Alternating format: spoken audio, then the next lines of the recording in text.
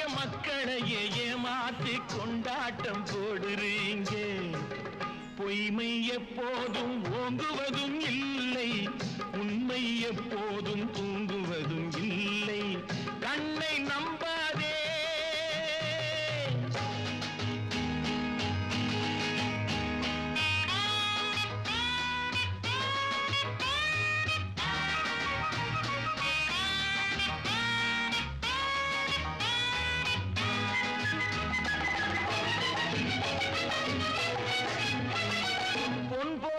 கண்டவுடன் வந்த வழி மறந்துவிட்டு கண்மூடி போகிறவர் போகட்டுமே.